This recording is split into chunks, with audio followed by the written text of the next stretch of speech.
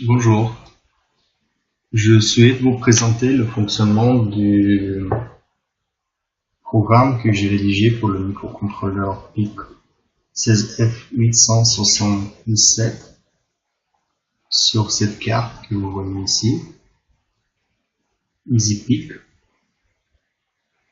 afin de réaliser une MPPT, ça veut dire Maximum Power Point Tracking, sur un système composé d'un panneau solaire, un convertisseur statique, donc un abaisseur de tension et une pompe à courant continu 12 volts. Le schéma de fonctionnement de ce système solaire, je vais vous le montrer rapidement dans le logiciel Proteus sans faire de simulation. On va les faire directement sur la carte EasyPIC. Donc ici,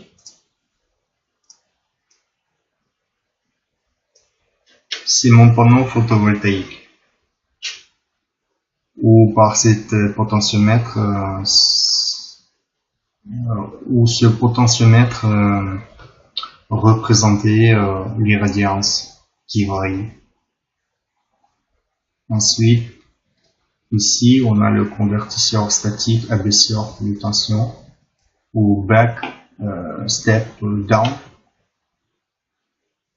Et on a la charge, une pompe, un moteur à courant continu à aimant permanent.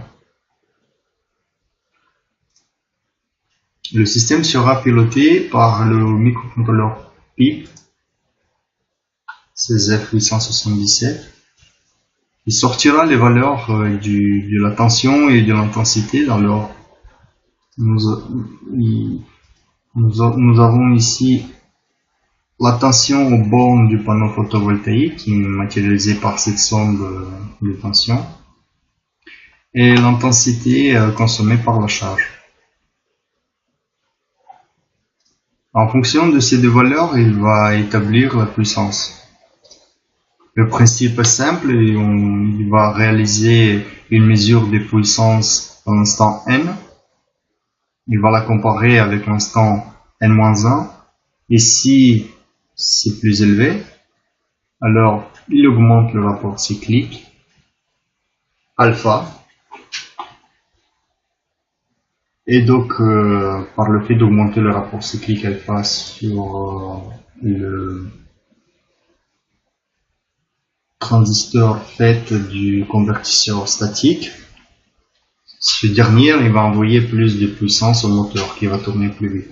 En revanche, si la puissance à l'instant n est inférieure à la puissance à l'instant n-1, on diminue le rapport cyclique.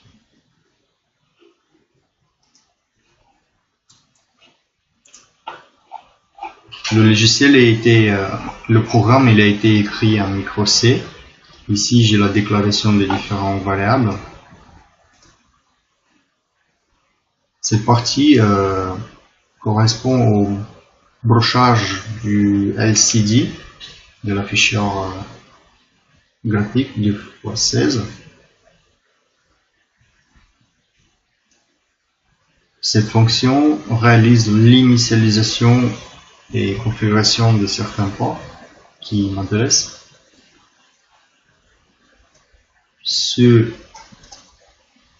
Cette fonction est entièrement dédiée à l'afficheur LCD. Elle va convertir les nombres binaires qui sont sortis, donnés par le convertisseur analogique numérique. Il va les convertir en caractères et afficher sur le LCD. Cette partie, c'est la fonction du réglage, du contrôle du rapport cyclique par bouton poussoir. J'ai donc deux boutons poussoirs ici. et sur la maquette, bien sûr, qui vont me permettre d'ajuster manuellement le rapport cyclique.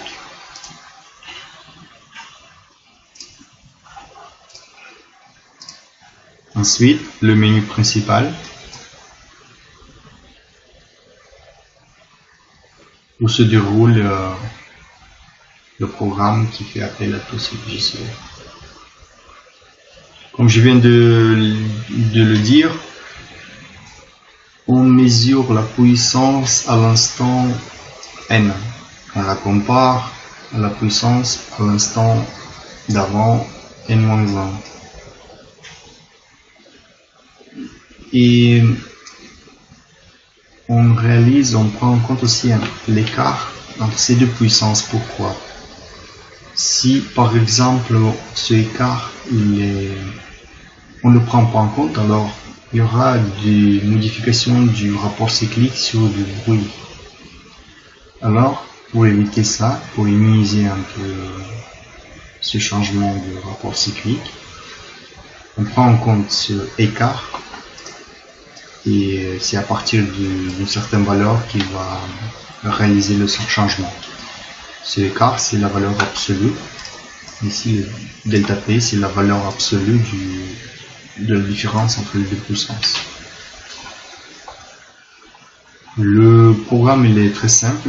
On dit que si la puissance est supérieure et que l'écart est assez, alors on incrémente le rapport cyclique et on sort un PWM. Le microcontrôleur génère un PWM avec ce nouveau rapport cyclique. Ensuite, on mémorise la valeur du rapport cyclique à l'instant n dans la valeur du rapport cyclique à l'instant n-1, parce que après avoir effectué un tour dans le programme, quand il va revenir à nouveau ici, des nouvelles valeurs de la tension et de l'intensité vont se stocker dans la puissance à l'instant n, et donc il faudra comparer avec quelque chose, avec une référence, et cette référence c'est la puissance à l'instant n-1 qu'on a sauvegardé par cette ligne ici. On fait de même pour le rapport cyclique, et ici c'est en sens inverse, c'est-à-dire on va procéder aux décrémentations du rapport cyclique si la puissance est inférieure. Et donc le contrôle par bouton poussoir qui nous permettra d'agir sur le rapport cyclique, forcer le rapport cyclique. Donc ici on va rouler ce logiciel sur la carte que voici.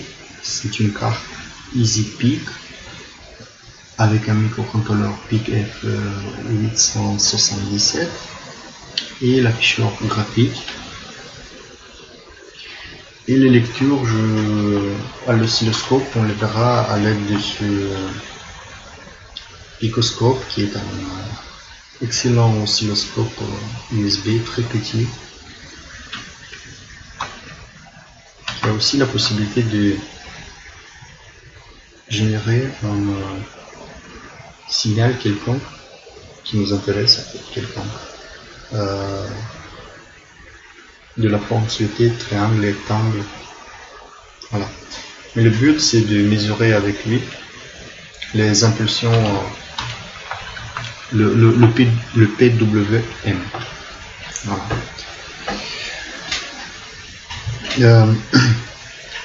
Les valeurs de l'intensité de la tension, je vais le régler avec ces deux potentiomètres. Celui de gauche sert à régler la tension, celui de droite sert à régler l'intensité. En fait, c'est pour la simulation. Sur l'installation réelle seront les entrées de la tension et de l'intensité. À savoir que ici je suis de 0 à 5 volts, mais sur l'afficheur je dois avoir de 0 à 12 volts puisque mon panneau photovoltaïque je l'ai choisi 12 volts. Et l'intensité ici, ça me convient puisque en fait je veux avoir jusqu'à 5 ampères puisque j'ai choisi un moteur qui va consommer une intensité nominale de 3,6 ampères, donc 1 ampère par volt. Voilà. J'ai également ici les deux boutons poussoirs pour pouvoir régler en manuel le rapport cyclique. Passons au test de fonctionnement. Donc, je compile le programme. Il s'ensuit le téléchargement dans la carte.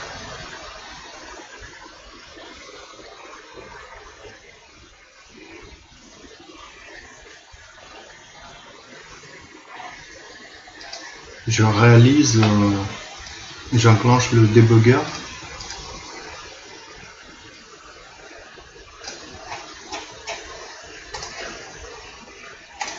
Jusqu'au curseur. Maintenant, je vais regarder ma carte.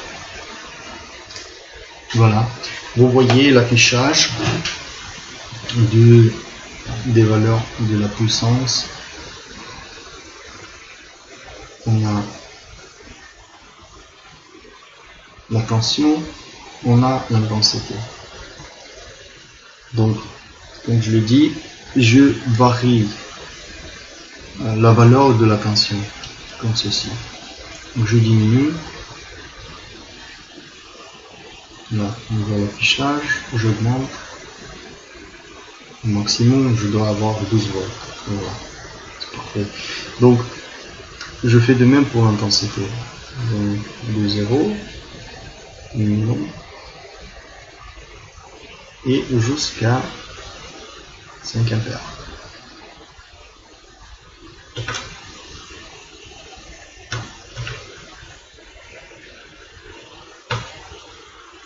Voilà. Voyons ce qui se passe à la sortie. Comment agit mon rapport cyclique alpha.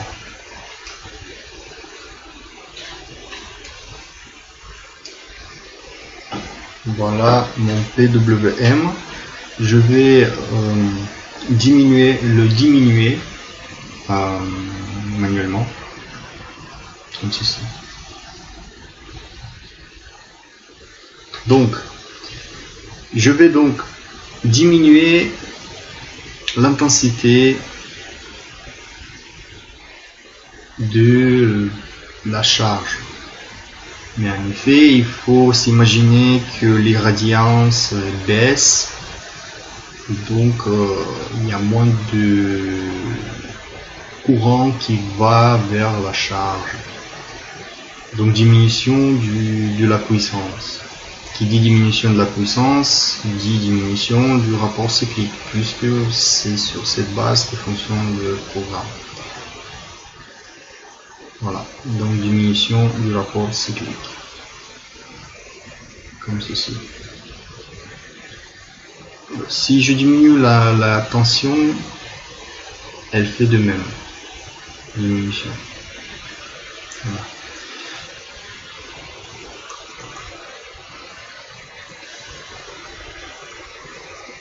Augmentation, augmente, diminution, je diminue. Et en fait, il faut voir ces deux entrées. La tension au bord du panneau solaire et l'intensité dans la charge. Le microcontrôleur s'occupe de mesurer la puissance. je me suis aperçu que mon système, mon logiciel, il a des limites. Donc, une, c'est le fait que pour de très basses puissances, ce delta P il est très important, il ne va pas permettre la variation du rapport cyclique, puisque le logiciel reste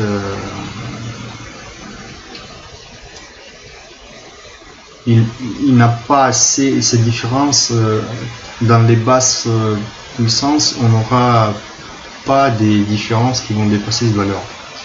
Mais si je diminue cette valeur, alors quand on sera à moyenne et grande puissance, relativement au système solaire que j'ai mis en place, alors là on va faire des modifications de rapport cyclique sur du bruit. Donc il y aura des variations parasites du rapport cyclique qui nous intéresse pas. Une solution serait été de rédiger, de faire un delta P variable par tranche dans la plage de puissance. Si par exemple je prends la puissance de minimum à son maximum et que je le divise en 3, je réalise pour des lignes de code qui, selon la plage de puissance où il se trouve, s'il est dans les hautes puissances, on fixe un delta P de 200, 300, 400 pour ne pas communiquer sur du bruit. Si on est à moyenne puissance, on le fixe à 180, et si on est à petite puissance, on le fixe à 50, 40. Une autre limite, c'est la vitesse de variation du rapport cyclique, de la radiance, pardon. Et ça, je peux vous le montrer parce que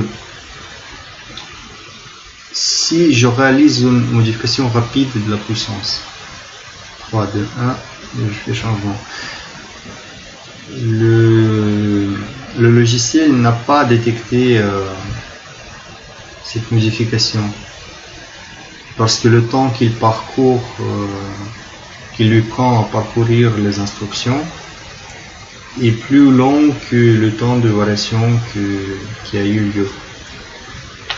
Si je le fais doucement, ça va très bien. Il réagit. Voilà. Maintenant, en sens inverse, mais j'augmente brusquement. Il n'a pas détecté, ou très peu. Ça, c'est une autre limite du logiciel à améliorer. À part réduire le nombre de lignes pour réduire le temps de passage dans chaque fonction, je ne vois pas comment on pourrait faire pour gagner plus de temps.